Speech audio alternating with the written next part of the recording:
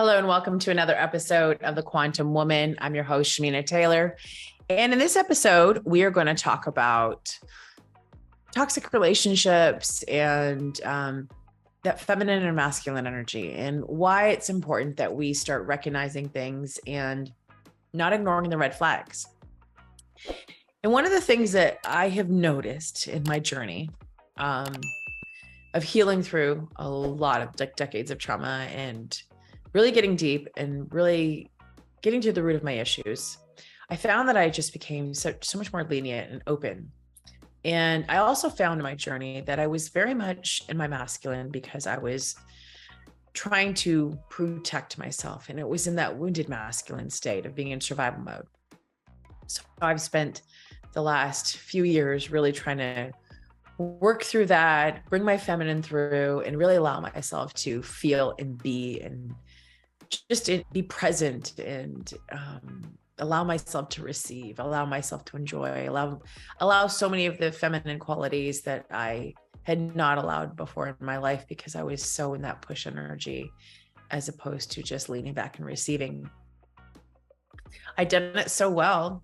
I made millions doing it because I do believe part of the process is knowing when to relax and enjoy. But one of the things that I found myself doing when it came to romantic relationships is that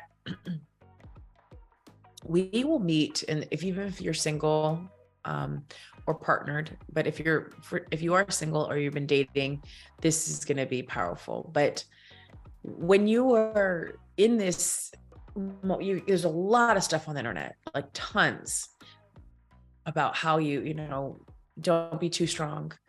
You can't be this powerful woman and also attract, a powerful man because you need to be a certain way in order to find the man of your dreams. Otherwise, if you're too much in your power, you're going to attract, like a beta man or a feminine man. And none of us want any of that. Any powerful woman you've ever spoke to, nobody wants that.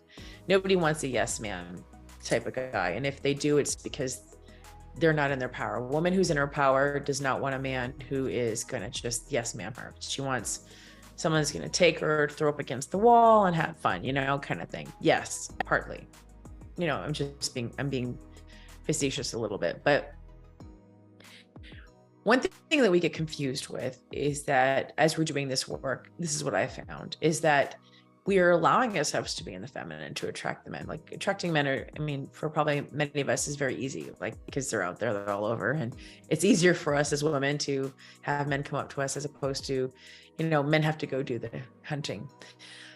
I particularly do not chase a man. I feel like one of the things that we as women should do is always let a man, come to us to hunt us. It's important.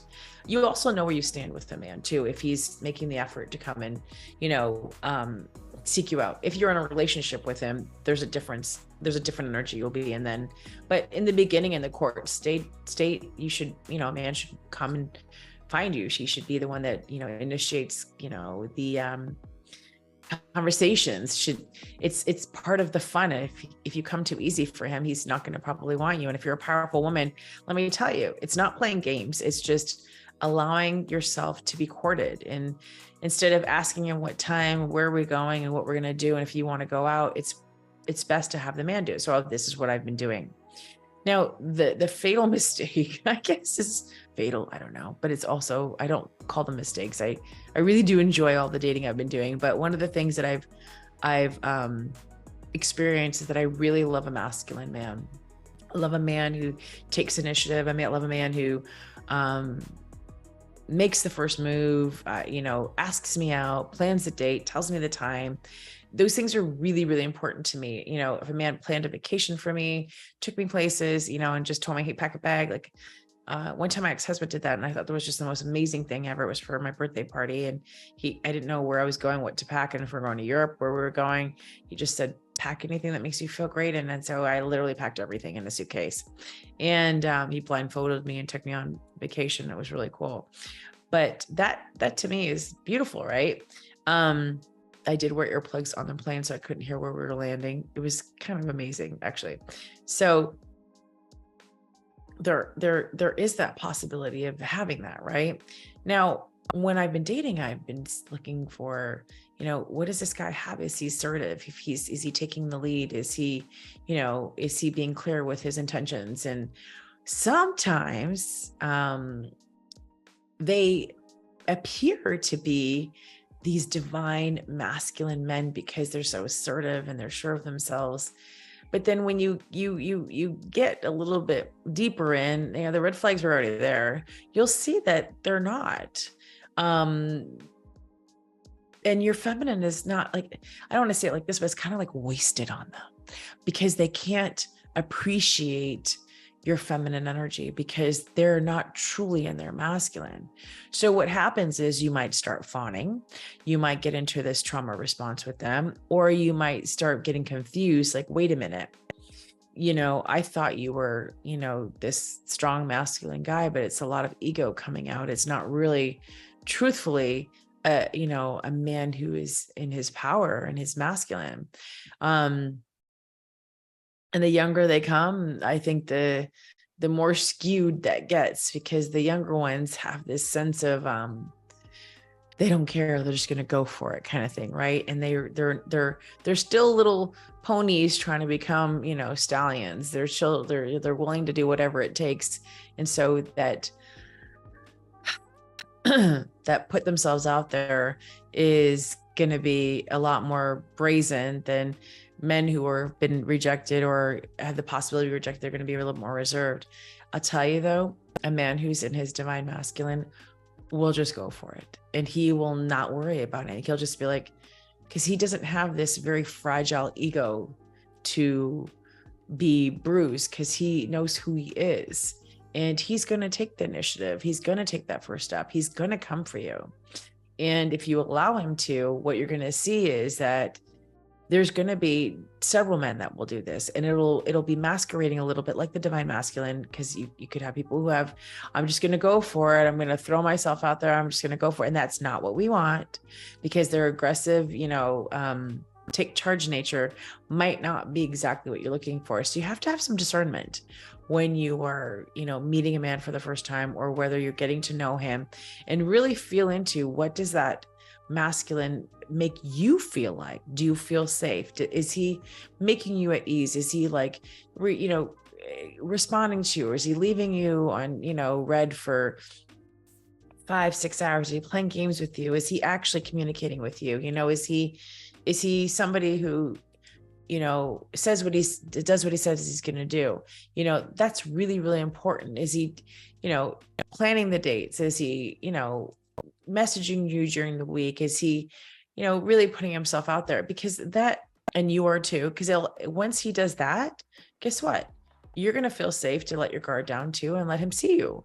And it's going to be like this healthy give and take. And I was messaging my son last night, because I'm really proud of him. He's only 17. And one of the things that I really, really enjoy watching him is dating his girlfriend, the way he shows up for her.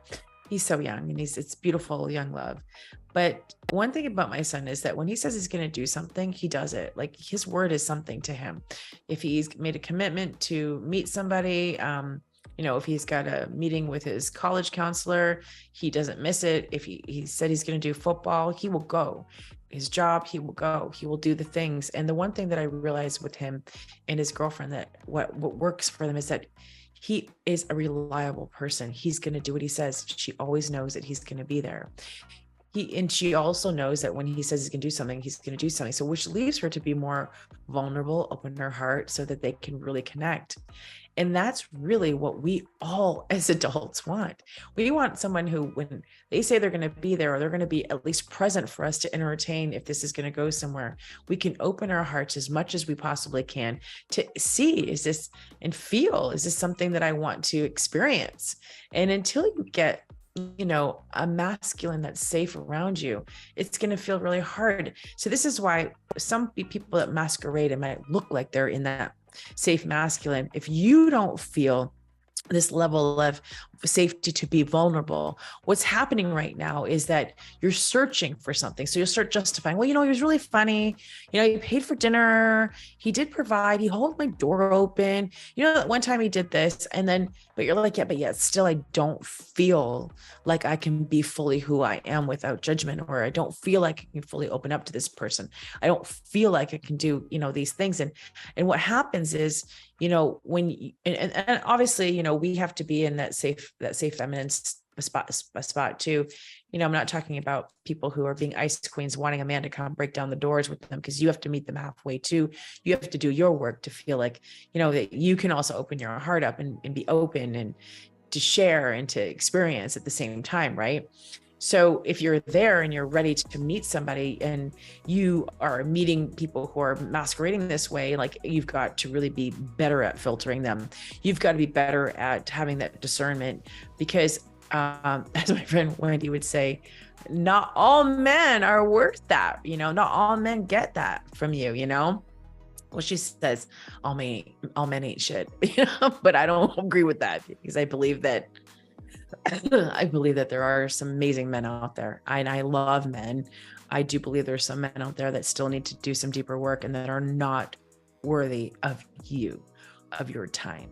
What if this is your partner and your partner is not experiencing, you're not feeling that safe space for them? The way that you guys can really work through this is to talk about it. Maybe there's a reason why they've closed off. Maybe there's a reason why they're not opening up. But I do believe that all relationships, once you're in them, they have to be explored before you walk away. Like, unless you've done all you could. And if you're in a toxic, narcissistic, trauma bonding, and you know that you've got to let that go. But if it's in a, somewhat healthy relationship, it can always get to the next level, and you can improve where you are. Because a lot of women that come work with me on a mastermind, once they start doing their work, their men respond too. And then the men start doing the work, the women respond. I mean, it's so beautiful to watch the back and forth when you're in a relationship already, if their partner, seeing that relationship grow. And sometimes those women get pregnant and whatnot. That's not my fault, but that does happen. Now, what I want you to really understand is that it's not all your responsibility of who you want to attract. Now, just before I end this, I want to talk about just in your business, attracting the right clients. You'll start seeing who you want to work with by who reaches out to you, who's coming to you, who wants to work with you. They're going to feel your energetic resonance and your frequency of where you're at. When you stop allowing certain people to have space in you, you're going to start up-leveling the type of clients that you work with too. You're not going to have clients that are super uber needy, victim-y, or, demanding, codependent. You're going to have women who are coming in a higher power. They're going to be in a grander level of self-awareness and self-accountability. And they're going to want to work with you because they're seeing what this woman, look at her. I can feel her. I can feel her energy. I can feel where she's at.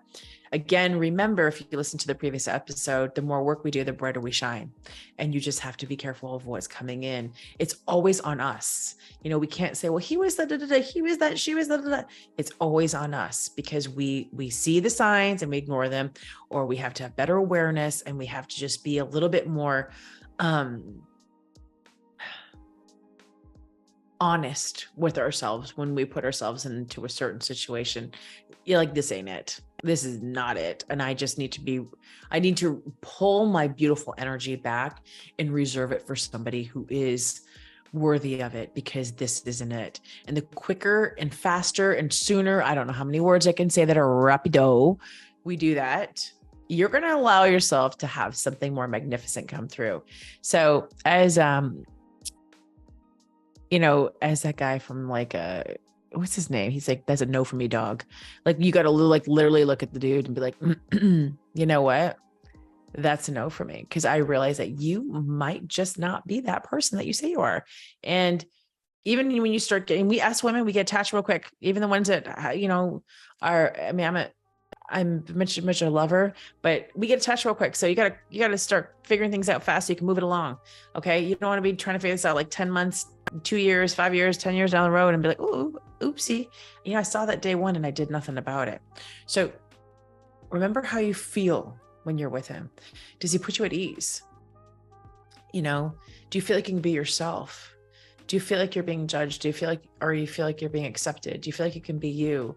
And that's not to say that we can't grow with these relationships, because you're not always going to be, saying and doing all the right things, let's say, but that's why the masculine will be there to challenge you and to raise you up to a more powerful level of who you are.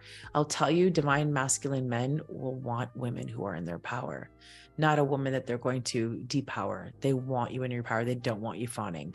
They want you to be in a powerful place. And I have a program called the Evolved Alpha Female, and I go into it deeper. So if you want to join that program, go check out the link for that. You can still join it. The modules are there, but this is something that I feel like all women should explore.